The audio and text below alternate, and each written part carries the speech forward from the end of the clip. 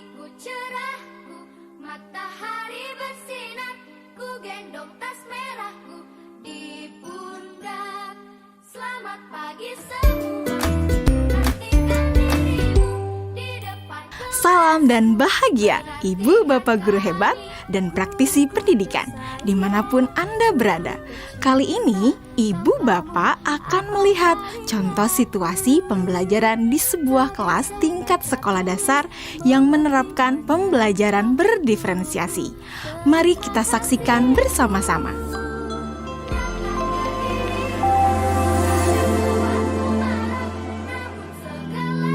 Organ tubuh manusia. Minggu ini, Pak Kasim ingin mengajar sebuah materi tentang cara kerja salah satu sistem organ tubuh manusia, yaitu sistem pencernaan. Adapun tujuan pembelajarannya adalah melalui diskusi kelompok dan penugasan mandiri. 1.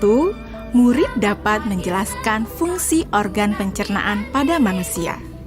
Kedua, murid dapat membuat model dan menunjukkan cara kerja sistem pencernaan manusia. Sebelum pembelajaran dilakukan, biasanya saya akan melihat tujuan pembelajaran atau target apa yang akan saya capai pada hari itu. Setelah itu, saya melihat data atau informasi terkait murid-murid saya untuk menentukan strategi pembelajaran yang tepat dan penilaian yang sesuai. Saat merencanakan pembelajaran, Pak Kasim mempersiapkan beberapa sumber belajar yang menurutnya akan membantu murid-muridnya belajar sesuai dengan kebutuhannya. Sumber daya belajar yang disiapkan diantaranya adalah sebuah poster, berbagai bacaan yang memuat pembahasan tentang bagaimana organ pencernaan bekerja dari beberapa sumber. Ada yang berupa beberapa buku bacaan dengan tingkat kesulitan berbeda-beda, artikel sederhana, mengunduh sebuah video singkat yang sesuai dengan apa yang ia ingin anak-anak pahami, membuat kartu-kartu pertanyaan untuk membantu murid mengkonstruksi sendiri pemahaman mereka tentang cara kerja sistem organ pencernaan dengan menjawab pertanyaan. Sumber belajar yang beragam ini tentunya tetap sesuai dengan tujuan pembelajaran yang ingin dicapai, atau dengan kata lain mengimplementasikan diferensiasi konten. Pagiku cerahku, matahari bersinar, ku gendong tas merahku di pundak. Setelah semua sumber materi yang beragam disiapkan, saya mempersiapkan daftar kegiatan lengkap dengan instruksinya. Misalnya, membaca buku atau artikel, dan lain sebagainya, mengamati poster, mendiskusikannya, dan kemudian membuat ringkasan untuk menunjukkan pemahaman tentang isi poster tersebut. Menjawab kartu-kartu pertanyaan. Aktivitas-aktivitas tersebut walaupun berbeda-beda, namun semuanya bertujuan agar murid memahami cara kerja sistem pencernaan. Assalamualaikum. Bagaimana kabar kalian? Waalaikumsalam, baik Pak. Hari ini kita akan mempelajari tentang sistem pencernaan manusia. Saya Pak. Di awal pembelajaran, Pak Kasim memberikan penjelasan kepada semua murid yang ada di kelasnya tentang tujuan pembelajaran dan konsep kunci yang ia ingin anak-anak kuasai. Lewat proses tanya jawab dan contoh-contoh, Pak Kasim memastikan bahwa murid-muridnya memahami apa yang dimaksud dengan sistem.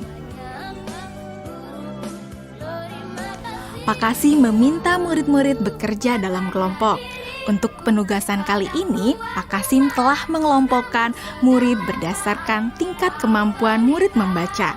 Hal ini karena tugas pertama yang harus dilakukan oleh setiap kelompok adalah membaca materi bacaan terlebih dulu. Teks yang dibaca tiap kelompok sesuai dengan kemampuan membaca mereka. Selama proses murid melakukan kegiatan, saya mengobservasi dan memantau pemahaman murid-murid. saya mendatangi tiap kelompok, mengajukan pertanyaan, dan memberi pertanyaan lanjutan kepada murid-murid yang memerlukan bantuan atau perlu diberikan tantangan lebih. Saya juga membuat catatan-catatan penilaian selama proses ini. Setiap jawaban murid, pertanyaan murid, saya perhatikan dan menggunakan informasi ini untuk menyesuaikan tingkat bantuan yang akan saya berikan pada murid atau berdiferensiasi proses. Sistem pencernaan adalah serangkaian jaringan organ yang bekerja untuk mencerna makanan. Organ pencernaan antara lain meliputi mulut, kerongkongan, lambung, usus kecil, usus besar, rektum, anus. Ku gendong tas merahku di pundak.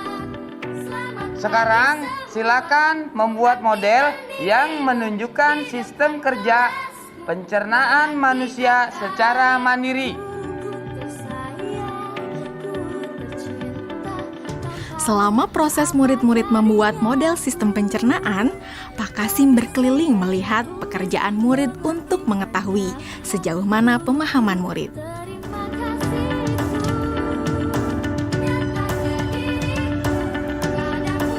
Di akhir pembelajaran, saya melakukan kegiatan refleksi, di mana refleksi tersebut digunakan untuk mengapresiasi murid, untuk mengetahui atau menilai sejauh mana pemahaman murid tentang topik yang sedang dipelajari, untuk mengetahui bagaimana perasaan murid-murid ketika melakukan proses pembelajaran. Agnes, Senang, Pak. Arjuna, Senang, Pak. dan tentunya semua ini dapat menjadi informasi bagi saya untuk mengembangkan proses pembelajaran selanjutnya. Ibu dan Bapak guru hebat, demikian video singkat salah satu contoh penerapan pembelajaran berdiferensiasi di jenjang sekolah dasar. Tetap semangat, Ibu dan Bapak guru hebat. Salam dan bahagia.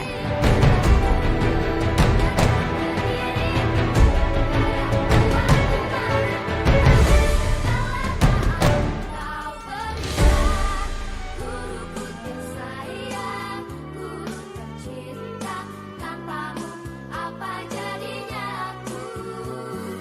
Tak bisa baca tulis, mengerti banyak hal. Guruku, terima kasihku.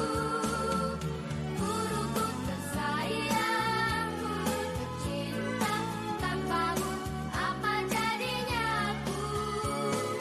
Tak bisa baca tulis, mengerti banyak hal. Guruku, terima kasihku.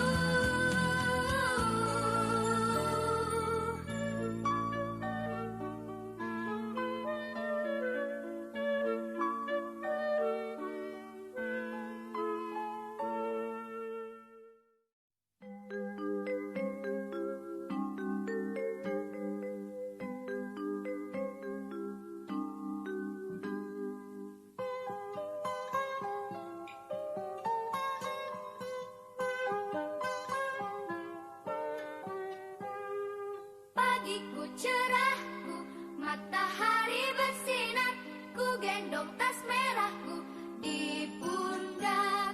Selamat pagi semua, ku nantikan dirimu di depan kelasmu, menantikan kami. Guruku tersayang, guru tercinta, tanpamu apa jadinya aku? Tak bisa baca tulis, mengerti